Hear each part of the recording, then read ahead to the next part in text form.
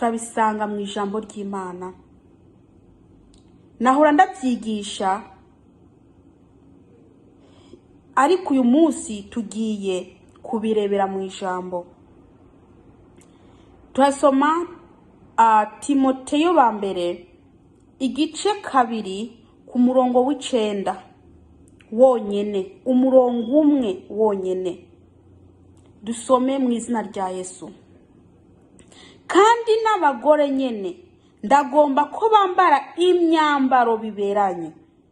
Aho muri ko murahumva, ndagasubiremwe aho kantu ngo kandi n'abagore nyene ndagomba ko bambara imyambaro biberanye, bagenda n'isoni, badahugumba, kandi badashazisha gutsiba umushatsi canke izahabu canke maragarita canke impuzu z'igiciro kinini. Kandi n'abagore nyene ndagomba ko bambara imyambaro biberanye.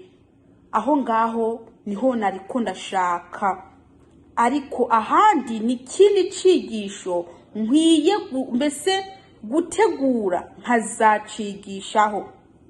Haleluya. Ibi by'imishatsi nzabyigishaho Imana niyangira neza, ariko uyu munsi tugiye kuganira ku bintu bijanye n'inyambaro abakobwa n'abagore bakwiye kwambara. Ngo kandi n'abagore nyene ndagomba ko bambara imyambaro biberanye. Rino jambo ngo imyambaro biberanye bikaba bisigura ko bakwiye kwambara bakikwiza. Haleluya. Bakwiye kwambara bakikwiza. Mwabagore mwe n'abakobwa mukwiye kwambara mukikwiza.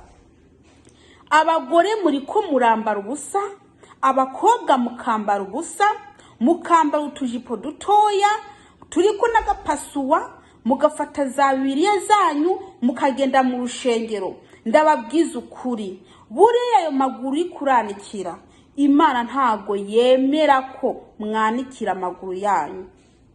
Haleluya. Ijambo ry'Imana rirabyivugiye ko abagore bakwiye kwambara imyambaro biberanye. Bishatse kuvuga ko abagore bakwiye kwambara mu kwikwiza. Abagore usanga bambaye amabere ari hejuru, hano baharetse, kandi ubwo mukavaho ngaho mukinjira no mu rushengero. Ese ndakubaze, buriya urazi uriya mugabo uri kuragwisha? Uriya mugabo uri kuragwisha ni umugabo w'umugore w'umuntu. Nako ni umugabo w'umugore. Aho ngaho nari ndahavuze nabi. Ni umugabo w'umugore, arafite umugore, ni umugabo w'umuntu.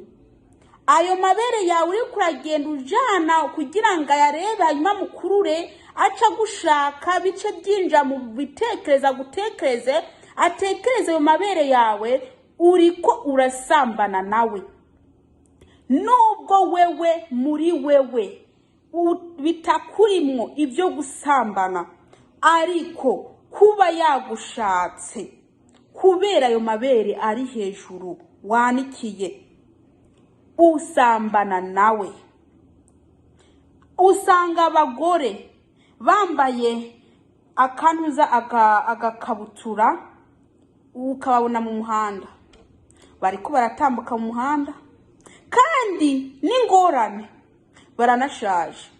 Ugasanga imitsi yarirabuye n'umukara, amaguru yabo, imitsi yabo n'umukara, ariko acagerekaho n'agakabutura cyangwa agajipo gatoya ngo ari mwaragenda mu rushengero. Abantu batamenya ko banashaje, abantu batamenya ko banakuze. Ayo maguru ko mutayerekanye mukiri batoya, imitsi y'umukara itaraza, ariko ubu mubonye ko mwashaje, musige mwambara ubusa n'imbere y'abuzukuru banyu, imbere y'abana b'abana banyu mukagenda mwambaye ubusa. nimwambare mwikwize mwabagore mwe n'abakobwa, mwaba mama mwe mwambare mwikwize, kuko ijambo ry'Imana ririko rirabivuga.